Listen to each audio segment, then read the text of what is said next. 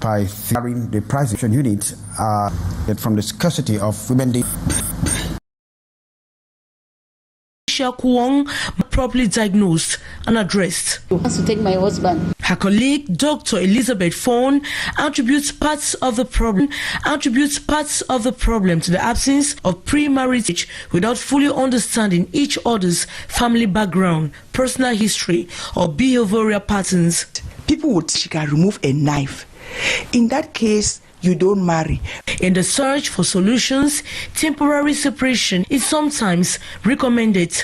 Patricia Kwong suggests that when violence erupts and communication breaks down, a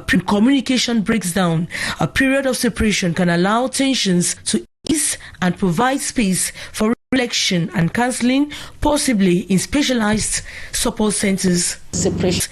In many to remain together despite abuse, complicating efforts to address the problem effectively. In Cameroon, 31% of women are victims of domestic violence, underscoring the urgent need for preventive measures, early diagnosis of relationship problems, and stronger support systems for couples and families. As uncrowned Miss Cameroon 2025, thrown following repeated warnings from the committee on her uncompromising attitude vis-a-vis the institution. Amongst other issues, she was thrown off that have been totalized a personal president and founder of the organizing committee Go with Life. That has been signed, of course, by the president of the organizing committee. And on to some more news, speculating information that prices of the arrest of the two individuals caught in the act. Those two reports to the green light of National Anti-Corruption Commission, CONAC. At about, we sent a team on the... A Senegalese man and Cameroonian woman got their supply from the official sellers. The reported facts are part of speculative and fraudulent practices akin to corruption and misappropriation of public goods. It must be considered like corrupt. The mixed investigation team that went to get the two at Avenue Kennedy in Yaoundé include CONAC, Police, Ministry of Trade. The press briefing this Wednesday by the chairman of CONAC is to inform and reassure the public and Cameroonian women as a whole of our Great 8 March celebration. The two dealers are presently in custody. A denunciation remains an allegation until it is confirmed or refuted before the court of law. The stock of 59 Women's Day fabric seized will be sold by trade officials at the normal price of 10,000 francs, money to go into state coffers. And the Ngabo massacre committed or the killing look on the situation. Condemned the judgment that was handed are committed against the well, we are coming back to that report. Just time for us to see that land dispute is still at the major issues at the courts.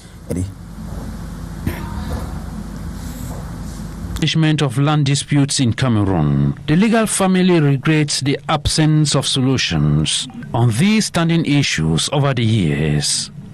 Today, we regret to note that land disputes are experiencing unacceptable inflation in our country. There are too many land disputes in Cameroon, both in urban and rural areas. Some authors have researched on the issue and tell us that about 70% of litigations in major cities come from land disputes.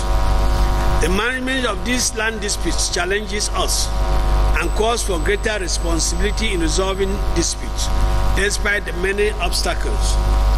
In Cameroon, ownership of land has always been, since the depths of history, a concern for citizens, families, communities, and the state. Presiding over the ceremony on behalf of the President of the Judicial Bench of the Supreme Court, Chief Justice Fonkwe Joseph Fongang, questions the double sales of land, the issuance of multiple land titles and certificates, the process of rectifications that seem never to end, among many other irregularities. The Supreme Court reiterates that no one is bigger than the law, and court verdicts on land disputes should be respected and implemented. The functionaries have been cuffed. The workers of the Ministry of Land other avenue to examine the work of the judge. Any refusal to execute sub 1 of the penal code will present décision de justice devenue définitive. a twin occasion this February 25th, 2026, the installation President of the Republic.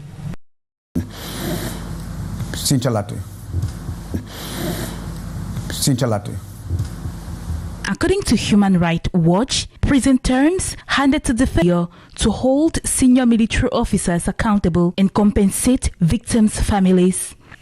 Prosecutors did not pursue any evidence about who planned and ordered the killings. The failure of Cameroon's prosecutors and judiciary to investigate those bearing command responsibility, combined with the denial of reparations, exacerbates the suffering of victims' families. Human Rights Watch also describes the fines as modest. The Yaoundé Military Tribunal convicted 4 individuals, including 2 soldiers and 1 gendarme, sentencing them to 5 to 10 years in prison for killing civilians, including women and children. A ruling right defenders say may reinforce impunity within the forces of law and order. The decision may unfortunately encourage others to commit the same act, knowing that their liberty will not be affected, as in the case of those who were spared. Also, the fact that those who gave the orders were not considered, the bosses, the hierarchy, it is a problem, because not pursuing them as those giving instructions on the field is a problem. The right defender further urges the state to recognize its responsibility. The state should at least recognize the act publicly and ensure that there are reparations. This is very important because we are all talking about acts that affected not only the individual or a family but an entire village. At this point, the head of state should at least make a public outing for appeasement. Human Rights Watch says that in February 2020, an allied ethnic Fulani militia men killed 21 people in Gabu, including 13 children and a pregnant woman, and burnt homes, looted properties, and beat residents in what appeared to be a reprisal operation. The organization adds that the trial, which lasted more than 5 years, was marred by serious shortcomings. Thanks very much, Cynthia Lati. There is this unusual surplus of tomatoes in the markets across the country.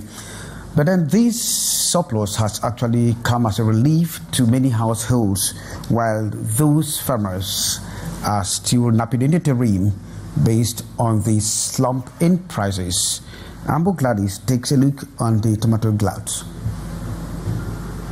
For several weeks now, markets across Cameroon have been overflowing with crates of fresh tomatoes. Traders say the current supply is unlike anything seen in recent months, with stalls piled high and customers enjoying significantly lower prices. The solution is for producers to adapt farming practices that extend production naturally without relying too heavily on chemical products. The surge follows a production peak in key agricultural zones, particularly in the west, northwest and Adamawa regions, where favorable growing conditions have led to a bumper harvest.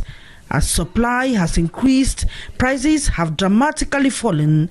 In some towns, tomatoes that once sold at premium rates during periods of scarcity are now going for half the usual price, and in some cases, even less. Favorable climate conditions have led to strong production. As a result, overproduction in the market is causing a drop in prices we are seeing today.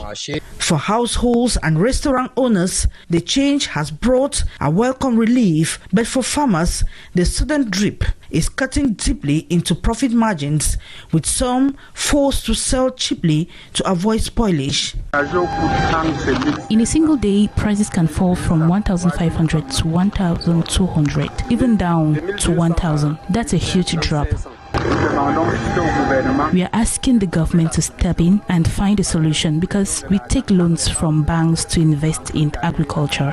While consumers enjoy the abundance, producers are calling for better storage and processing solutions to prevent future losses. Another in their stretch their barns that have not been sold. Once more, Ambo Gladys takes a look on that.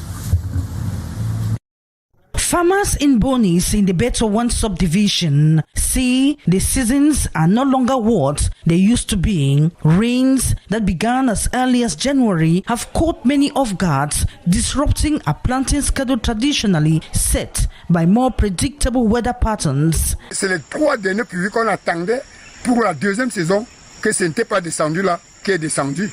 Some farmers have already sown their maize, gambling on a stable season ahead. Others are holding back, worry of false starts and the risks of losing seeds to erratic rainfall. Desiree is among those willing to take the risk. He says he is waiting for the March rains to confirm whether the season will truly settle. But for Gaëtan, the uncertainty is difficult to bear.